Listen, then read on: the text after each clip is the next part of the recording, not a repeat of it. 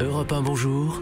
Raphaël Duchemin. Le 1er mai est-il un barreau d'honneur pour les syndicats? Bonjour Bernard Vivier. Bonjour. Merci d'être avec nous ce matin en cette fête du travail. Président de l'Institut supérieur du travail, vous êtes évidemment spécialiste des mouvements sociaux. Et des mouvements sociaux, c'est vrai qu'il y en a beaucoup en ce moment. On parlait tout à l'heure dans les journaux d'Europe 1 de Carrefour. Il y a la SNCF, il y a Air France, il y a aussi la fonction publique, les universités. Comment se fait-il alors, dites-moi, que les organisations ont ce jour symbolique de revendication qui est le 1er mai, soit dans ce qu'on appelle la désunion syndicale ? Pour une raison simple, c'est que l'union syndicale ou l'unité syndicale, l'unité d'action, la convergence des luttes, on peut utiliser bien des mots, n'a de signification que s'il y a unité dans l'objectif à atteindre. Or, nous avons aujourd'hui une fracture qui grandit dans le monde syndical, et c'est ainsi depuis plusieurs dizaines d'années, entre un syndicalisme de rupture, de contestation, qui pousse à la manifestation, à la grève, et de notre côté, un syndicalisme de négociation qui recherche l'accord durable, comme ailleurs souvent en Europe. C'est-à-dire des organisations dites réformistes, qui entendent non pas contester, mais réformer la société et le monde du travail. C'est notamment le cas entre la CGT, la CFDT. D'ailleurs, j'ai regardé, il faut remonter à 2012 pour trouver le dernier cortège unitaire entre ces deux organisations-là. Oui, exactement. Et le mythe de l'unité d'action n'était pas tout à fait un mythe. Très exactement, entre 1973 et 1979, mais ça remonte maintenant il y a très longtemps, il y avait des cortèges unitaires, CGT, CFDT. Aujourd'hui, c'est de l'histoire ancienne. Les deux organisations tracent leur sillon, chacune, l'une, la CGT, dans un syndicalisme de contestation, la CFDT, dans un syndicalisme de négociation. Elles ne sont pas les seules. La CGT est équipée aussi de la FSU, de Sud, et puis à côté et avec la CFDT, vous avez la CFTC, l'UNSA, la CFE-CGC et Force ouvrière qui se cherchent parfois comme en ce moment. Alors justement, que s'est-il passé depuis toutes ces années, depuis 2012 notamment?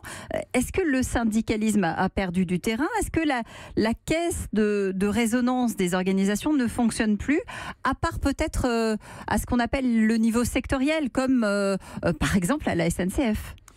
Le syndicalisme a perdu indéniablement de son audience. Le nombre d'adhérents a été divisé par 3 en 30 ans, c'est donc considérable. Mais le syndicalisme a muté. Le service qu'il peut rendre aux salariés s'est transformé.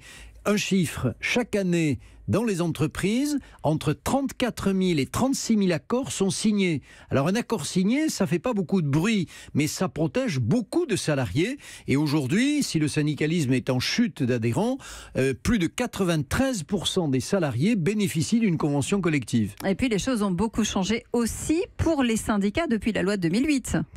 Alors oui, depuis la loi de 2008, il y a eu une mesure de la représentativité, c'est-à-dire qu'aujourd'hui, les syndicats doivent beaucoup leur représentativité à l'audience électorale qu'ils sont capables d'avoir dans les élections d'entreprise. Oui, le seuil représentatif n'est plus le même.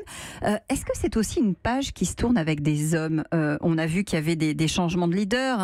On parlait des 3 centrales, CGT, CFDT, FO, Philippe Martinez, Pascal Pavageau, Laurent Berger, alors qu'à l'époque encore récente, il y avait Bernard Thibault, Jean-Claude Mailly et François Chérec. Ça aussi, quand on change d'homme, on change de vision au sein d'un syndicat ? Pas vraiment. Et pas bien forcément. Évidemment, vous avez de belles figures du syndicalisme. Si on remonte très en arrière, un Léon Jouot a été secrétaire général de la CGT pendant plus de 40 ans, entre le début de la Première Guerre, avant la Première Guerre mondiale et jusqu'après la Deuxième Guerre mondiale. Mais on est très très grandes figures. Des figures comme Bernard Thibault ou Jean-Claude Mailly ont marqué leur temps. Ils ont été chacun 14 ans à la tête de leur organisation syndicale. Mais la trace, la ligne d'une organisation syndicale est certes incarnée par un leader, mais beaucoup par les milliers de militants qui œuvrent dans les entreprises, dans les professions, sur les territoires. Il y a une étude récente publiée par Fondapol qui les dit hors sol, justement, ces syndicats. C'est Dominique Andolfato qui l'a conduite. Il dit l'enjeu, c'est finalement de repartir à la conquête des adhérents. C'est bien ça la stratégie que les organisations doivent mettre en place ? L'expression hors sol est un peu sévère. Dominique Gandolfato est un bon expert des questions syndicales, mais des artefacts. Voilà, mais ce qui est important, effectivement, c'est que les organisations syndicales ne perdent pas de vue le sens de leur action. C'est pas l'électeur qui les transformerait en des sortes de machines électorales. On voit ce que les partis politiques ont subi à courir après l'électeur. C'est le service rendu à l'adhérent, ce qui est une sorte de retrouvaille, ce chemin du service rendu à l'adhérent, avec ce qui se passait aux origines du mouvement syndical. Dans les bourses du travail, il y avait de véritables services rendus aux syndiqués. C'est ce que l'on voit dans d'autres pays européens où le syndicalisme est relativement puissant, parce que quand on se syndique, on bénéficie d'avantages que les non-syndiqués n'ont pas. Vous parliez justement de la politique qui a énormément changé ces dernières années, ces derniers mois notamment, avec l'élection d'Emmanuel Macron. On a vu que le personnel politique, comme on l'appelle, a été en grande partie renouvelé. Est-ce que justement le bastion syndical est voué au même sort ? Il y a une interrogation aujourd'hui dans le monde syndical et patronal aussi. Oui. Le 2 novembre dernier, Laurent Berger, secrétaire général de la CFDT, dit les syndicats sont mortels. Tout récemment, le président du MEDEF aussi a répondu à cette question en disant oui, le patronat est mortel. Alexandre Sobo, qui est candidat à la succession de Pierre Gattaz, a fait de même. Oui, les organisations syndicales, comme les organisations politiques, sont mortelles. Et ça veut dire qu'il va falloir se réinventer pour continuer d'exister. Non pas tellement se réinventer que s'incarner dans des services concrets rendus aux adhérents. Qu'ils ne rendent plus aujourd'hui ?